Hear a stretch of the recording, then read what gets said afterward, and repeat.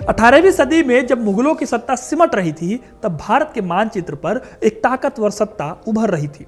दक्कन के पठार से निकली सत्ता के भगवे झंडे के नीचे देश का 1/4 हिस्सा आ गया था। दक्कन में निजाम भी इन्हें टैक्स देने के लिए मजबूर हो गए थे और उत्तर में कई राजे रजवाड़े इनकी ताकत से कांपते थे। ये ताकतवर सत्ता थी मराठों की, जिन्होंने 18वीं सदी में बड़े पैमाने पर अपनी शक्ति का परिचय दिया था। मराठों ने अपनी ताकत दिखाते हुए मुगलों की राजधानी दिल्ली पर 1 या 2 बार नहीं बल्कि पूरे 8 बार हमला किया। इसमें से 4 बार इन्होंने दिल्ली पर कब्जा किया। लगभग 100 सालों तक इसे अपने कंट्रोल में भी रखा। कागज पर भले ही हम मुगल बादशाहों को दिल्ली के तख्त पर देखें, लेकिन 18वीं सदी में असल में वो बादशाह होने की बजाय बस कठपुतलियां थे, जिनकी रस्सी मराठों के हाथों में थी। लेकिन फिर भी उन्होंने या मराठों ने दिल्ली पर कभी भी शासन नहीं चलाया। एक तरह से मराठों ने मुगलों को अपनी कठपुतली बना लिया था, लेकिन फिर भी दिल्ली के ऊपर अपना हक जताने की कोशिश मराठों ने कभी नहीं की।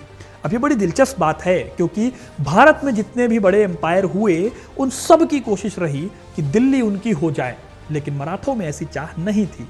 आज मैं आपको बताऊंगा कि आखिर क्यों मराठों ने दिल्ली पर कब्जा करके यहां से मराठों का शासन नहीं चलाया। तो वीडियो को अंत तक जरूर देखिएगा, क्योंकि अपना इतिहास नहीं जानोगे तो खुद को कैसे पहचानोगे। 18वीं सदी में साल 1707 में जब मुगलों के आखिरी सबसे ताकतवर बादशाह औरंगजेब की मृत्यु हुई, तो उसके बाद से मुगल साम्राज्य बिखरता चला गया। वहीं दूसरी तरफ मराठा साम्राज्य लगातार आगे बढ़ता रहा। इस टाइम पर मुगलों का ताकतवर दौर बीत गया। धीरे धीरे मुगल ऐसे बिखरे कि उनका शासन दिल्ली और आसपास के इलाकों तक ही सिमट कर रह गया। इसी दौर में जाट, राजपूत, सिख और मराठा तेजी से उभरे। इसमें मराठों ने दिल्ली को सबसे ज्यादा प्रभावित किया, क्योंकि उन्होंने दिल्ली पर हमले तो किए ही,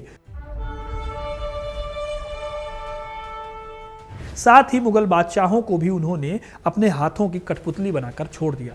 इसमें 4 बेहद इंपॉर्टेंट हमले हैं, जो एक तरह से इस राजनीति में टर्निंग पॉइंट थे। शुरुआत करें सबसे पहले तो 1719 में हुए मराठों द्वारा दिल्ली पर हमला बहुत इंपॉर्टेंट है। दरअसल 1711 में छत्रपति साहू जी महाराज ने अपना पेशवा यानी पीएम बनाया बालाजी विश्वनाथ को। उन्होंने सबसे पहला काम किया शिवाजी के पुत्र संभाजी महाराज की पत्नी यशोबाई को छुड़ाने का। कहानी में थोड़ा पीछे जाएं तो 1689 में औरंगजेब ने शिवाजी के पुत्र संभाजी महाराज की हत्या कर दी और उनकी पत्नी यशोबाई को बंदी बना लिया। इसके बाद करीब 30 सालों तक यशोबाई मुगल कैद में रही। 1707 में औरंगजेब की मृत्यु हुई तो उन्हें लाल किले में भेज दिया गया। इसके बाद पेशवा बालाजी विश्वनाथ भट्ट ने 1719 में शिवाजी की पुत्रवधू यशोबाई को लाल किले से छुड़ाने के लिए दिल्ली पर हमला किया। उस वक्त बादशाह थे फर्रुखसियार और बालाजी ने फर्रुखसियार को बुरी तरह हराकर संभाजी की पत्नी को छुड़ा लिया। एक बार विश्वनाथ भट्ट ने दिल्ली पर हमला करके मुगलों को हराया तो उसके बाद मुगल एक तरह से कठपुतली होकर रह गए। फर्रुखसियार को हराने के बाद बालाजी विश्वनाथ ने मुगलों से कई हिस्से छीन लिए जो औरंगजेब ने हथियाए थे। हालांकि बाद में मुगलों और मराठों की संधि हो गई, जिसके बाद दोनों गुटों में लड़ाई कुछ देर के लिए थम गई। मराठे मुगलों के संरक्षक हो गए और लंबे टाइम तक जब भी मुगल मुसीबत में फंसे तब मराठों ने उनकी मदद की। इसका एक मतलब यह भी है कि मराठों ने मुगलों की सारी ताकत अपने हाथों में ले रखी थी। इसके बाद अगली लड़ाई होती है साल 1737 में, जब मराठा पेशवा बाजीराव प्रथम मुगल राजधानी पर हमला करने के लिए दिल्ली पर आगे बढ़े। मुगल बादशाह मोहम्मद शाह ने मीर हसन खान कोका को 1.5 लाख सैनिकों की सेना के साथ दिल्ली पर मराठाओं के हमले को रोकने के लिए भेजा। बाजीराव की सेना ने दिल्ली की ओर बढ़कर ताल कटोरा के पास डेरा डाला। यह दिल्ली में एक जगह है। मुगलों ने मराठा सेना पर हमला किया, लेकिन मराठों ने उन्हें बहुत ज्यादा नुकसान के साथ हराया। हालांकि पेशवा बाजीराव ने भी दिल्ली पर कब्जा ना करके 3 दिन बाद मुगलों को दिल्ली वापस कर दी। लेकिन इस हमले में दिल्ली का नुकसान इतना हुआ कि 2 साल बाद जब 1739 में ईरान के शासक नादिर शाह का हमला हुआ तो दिल्ली को बचा पाना नामुमकिन हो गया। दिल्ली की लूट में नादिर शाह अपने साथ करीब 70 करोड़ रुपए का खजाना लेकर गया। इसमें वो मशहूर कोहिनूर हीरा भी शामिल था। इस घटना के बाद मराठों और ईस्ट इंडिया कंपनी को अच्छे से समझ आ गया कि मुगल सत्ता बेहद कमजोर दौर से गुजर रही है और इसका वो दोनों ही फायदा उठा सकते हैं। साल 1748 में मुगल बादशाह मोहम्मद शाह की मृत्यु हुई। इसके बाद मुगल आपस में उत्तराधिकार के लिए लड़ाई लड़ने लगे। इस लड़ाई का फायदा उठाया मराठों ने। उन्होंने अपने साम्राज्य का विस्तार जारी रखा। इसी दौरान बालाजी बाजीराव भट्ट, जो कि पेशवा विश्वनाथ भट्ट के बेटे थे, उन्होंने पेशवाई को संभाला और दक्कन से लेकर उत्तर भारत के कई राजाओं को हराया। इस बीच बाजीराव ने साल 1757 में दिल्ली पर फिर से हमला किया। वजह थी रोहिल्लाओं का दिल्ली पर हमला। साल 1757 में जनवरी के महीने में अफगानिस्तान के शासक अहमद शाह अब्दाली ने दिल्ली पर हमला किया और अप्रैल तक वो यहीं पर रहा। अपनी वापसी पर अब्दाली ने मुगल सम्राट आलमगीर द्वितीय को कठपुतली बादशाह बनाकर छोड़ दिया और अपने खास रोहिल्ला सरदार नजीबुद्दौला को दिल्ली की सत्ता सौंप दी। यानी कि अब नजीबुद्दौला दिल्ली का असली शासक था और कठपुतली थे मुगल बादशाह आलमगीर द्वितीय। इसी बात से परेशान होकर आलमगीर और उनके वजीर इमादुल मुल्क ने मराठों से मदद मांगी। फिर इसके बाद 40,000 की सेना लेकर मराठों ने दिल्ली पर हमला किया। 2 हफ्तों की बहुत भयंकर लड़ाई हुई और इसके बाद दिल्ली को रोहिल्लाओं के कब्जे से आजाद करा दिया गया। इस जीत के बाद दिल्ली के असली शासक मराठे हो गए और मुगल बादशाह, उनकी कंडीशन में कोई बदलाव नहीं हुआ। वो फिर से कठपुतली शासक के तौर पर दिल्ली के बादशाह बने रह गए। साल 1760 में सदाशिवराव भाऊ ने लाल किले के दीवाने खास की छत से चांदी की परत को निकलवाया। 9 लाख रुपए की कीमत के सिक्के बनवा लिए उस चांदी की परत से। अब यहां नोट करने वाली बात यह है कि मराठों ने फिर भी दिल्ली को सीधे अपने कब्जे में नहीं किया। इससे पहले भी 1719 में जब विश्वनाथ भट्ट ने हमला किया या उसके बाद बालाजी बाजीराव ने हमला किया, तब भी मराठों ने दिल्ली को सीधे अपने कब्जे में नहीं किया था। हालांकि इसके अगले ही साल 1761 में मराठों के साथ एक बड़ी ट्रेजेडी होती है, जब पानीपत की तीसरी लड़ाई में मराठों की बुरी हार हुई।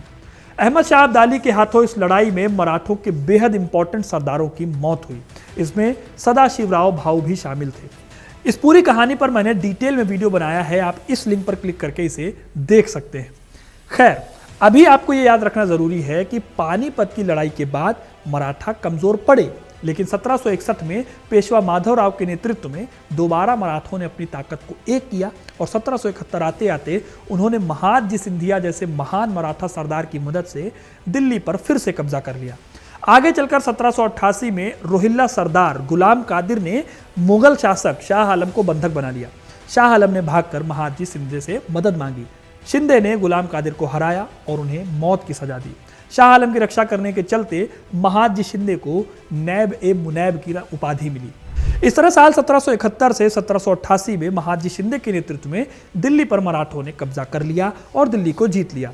मुगलों को फिर से अपने कंट्रोल में कर लिया गया। मराठों ने इसके बाद करीब 15 सालों तक दिल्ली पर अपना कब्जा जमाए रखा और 1803 में जब पटपड़गंज की लड़ाई हुई, तब ईस्ट इंडिया कंपनी ने मराठों से दिल्ली को छीना। यानी इस टाइम पीरियड तक 4 बार हमले करके मराठों ने दिल्ली पर करीब 100 सालों तक शासन किया, लेकिन कभी भी उन्होंने खुद को दिल्ली का सरताज नहीं बनाया। 15 सालों तक लाल किले पर मराठों का भगवा झंडा बुलंद हुआ, लेकिन मराठों ने फिर भी खुद को दिल्ली का मालिक नहीं कहा, बल्कि पर्दे के पीछे से मुगलों की सत्ता को वो संभालते रहे। अब सवाल आता है कि मराठों ने ऐसा किया क्यों? इसको लेकर पहला अनुमान ये लगाया जाता है कि दिल्ली 18वीं सदी में कांटों का ताज हो गई थी। दिल्ली के आसपास जाट, सिख, रोहिल्ला और अवध के नवाबों की ताकत बढ़ती जा रही थी। ऐसे में मराठे खुद को पर्दे के पीछे रखना चाहते थे, ताकि वो अपना फायदा भी कमाते रहे और कभी भी सीधी आंच उन तक ना आने पाए। इतिहासकार इंद्रजीत सावंत बताते हैं कि छत्रपति शिवाजी महाराज, छत्रपति संभाजी महाराज और महारानी ताराबाई के बाद किसी भी मराठा शासक की दिलचस्पी असल में दिल्ली में थी ही नहीं। वो सीधे तौर पर दिल्ली पर राज करने के लिए उत्सुक नहीं थे। वो दिल्ली सल्तनत का कभी विरोध नहीं कर पाए। सदाशिवराव भाऊ, पेशवा और महादजी शिंदे काफी ताकतवर थे। वो दिल्ली पर दावा कर सकते थे, लेकिन उन्होंने दिल्ली सल्तनत के खिलाफ विरोध नहीं किया। मराठा शासकों ने दिल्ली की सल्तनत पर काबिज होने या मुगलों को उखाड़ने के बारे में शायद कभी नहीं सोचा, कभी कोशिश भी नहीं की। मराठा हमेशा उनके संरक्षक बने रहे। लोगों की नजरों में मुगल शासक थे और मराठा उनके नाम पर अपना काम कराते रहे। इस तरह से कहा जा सकता है कि छत्रपति संभाजी महाराज के बाद से मराठों ने मुगलों को सत्ता से हटाने के बारे में सोचने की बजाय मुगलों का साथ देकर अपनी ताकत को मजबूत करने का काम किया, जिसने उन्हें पानीपत की जंग के बाद हुए नुकसान से उठ खड़े होने में बड़े पैमाने पर मदद की। एक बड़ी वजह यह भी थी कि दिल्ली और दक्कन में जितनी दूरी थी, वो मराठों को कमजोर स्थिति में डाल सकती थी। मराठों की जड़ें वैसे भी दक्कन से जुड़ी हुई थी, इसलिए उन्होंने दिल्ली पर कम ध्यान देकर दक्कन और उसके आसपास के क्षेत्रों को जीतने पर ज्यादा ध्यान दिया। एक तरह से दिल्ली तो मराठों के पास ही थी, वो बस कागज पर उसके असली शासक नहीं थे। कागज पर हम भले ही मुगल बादशाहों को 18वीं सदी में दिल्ली के तख्त पर देखते हैं, लेकिन असल में वो बादशाह होने की बजाय बस कठपुतलियां भर थे जिनकी रस्सी मराठों के हाथ में थी। तो दोस्तों ये थी कहानी कि क्यों मराठों ने दिल्ली पर अपने दावे को मजबूत नहीं किया, या उन्होंने क्यों पर्दे के पीछे रहकर शासन किया। आपको ये कहानी कैसी लगी कमेंट करके जरूर बताइए। वीडियो को लाइक और शेयर करना ना भूलें और ऐसी इंटरेस्टिंग कहानियों के लिए, इतिहास से जुड़े रहने के लिए हिस्ट्री कनेक्ट को सब्सक्राइब जरूर करें। धन्यवाद।